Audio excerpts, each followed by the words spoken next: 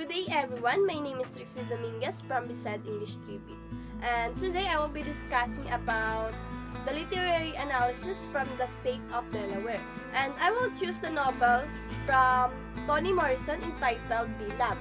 And throughout my discussions, I will be discussing about the summary, sequence of events, character, plot analysis, and many more.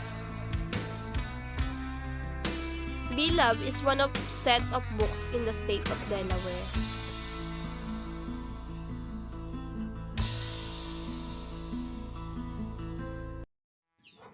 There is a house numbered 124 Bluestone Road that is haunted by the presence of a dead child. A former slave named Seta has lived in the house with its ghost for 18 years. Seta lives at 124 with her daughter Denver.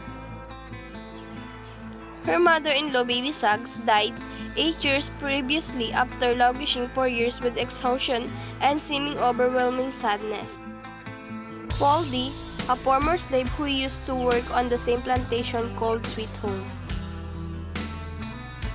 Seth arrives at 124 and moves in, making a kind of family with Denver and Seth.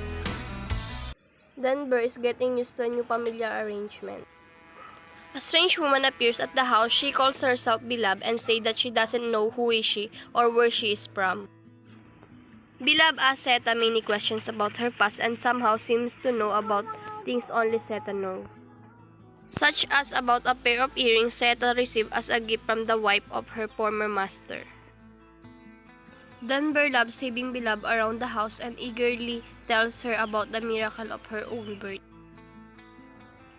Seta escaped from Sweet Home while pregnant with Denver and almost died of hunger and exhaustion while trying to make it to Ohio.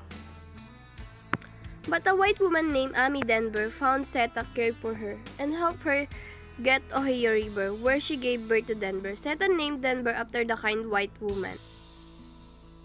Paul D. recalls his experience working on a chain. He and the other slaves eventually escaped together and had their chains cut by a group of Cherokee. Paul D. wandered north and stayed with the kind woman in Delaware for some time, but he was unable to settle.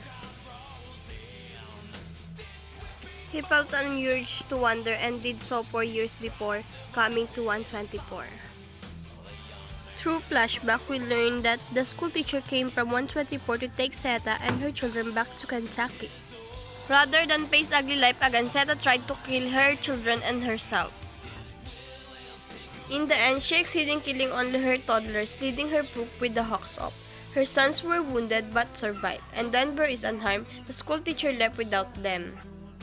And Seta and Denver were taken to jail. Another former slave stampede shows Paul D. in newspaper clippings about the murder. Paul D. can't read. He denies the story about Seta. When he confronts her, she tells him the truth that she kills her baby out of love. Paul D. leaves 124. His stampede becomes he used to blames between what happens Paul D. and Seta, so he goes to 124 to make amends. As he approaches, he strange a voice from coming the house. He leaves and returns several times. He unable to knock, and on his final attempt, he looks through the window and sees Beloved, but he can't make sense of what he sees. Seta is content with her life inside with 124 with Denver and Beloved. Since from her life cooking at the restaurant and spending time with the girls, she no longer minds talking about a prolific past. Beloved tells Seta that she coming from other sides. And Seta understands that the strange girl is her dead baby, who has come back to her. She tries to explain Beloved that she kills her baby. Paul D. sits on the charge post and tries to make sense of his memory.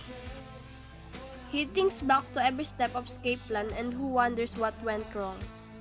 The stampede finds him and apologizes for telling him the truth about Seta. Seta stops working at the restaurant and everyone are starving. Denver decides to leave the house. The neighbors leave them food on the stump house. News spread that Beloved puzzling appearance on 124. 30 women from the community comes together to chase the ghost away. Denver passes to Mr. Bobbin also in approaches. Seta sees him and mistakes for him school teacher. She moves and attacking him with an ice pick but is stopped by Denver and women. With this, Beloved vanishes. Zeta loses her mind down to die in 124, while Denver has a good job and has working to attending college. Paul D returns to Zeta and he wants a future with her. In the end, the members of 124 along with the community have been released from the stranglehold of Beloved and begins to move forward into different lives.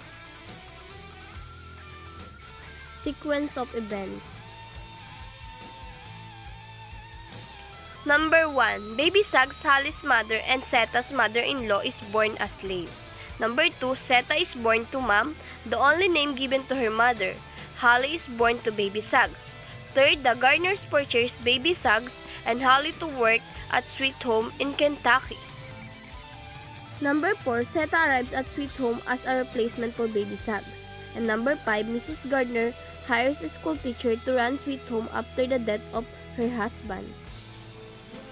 Number 6, Zeta gives birth to Beloved. Zeta takes a job of Sawyer restaurant and Paul D comes to Zeta's house.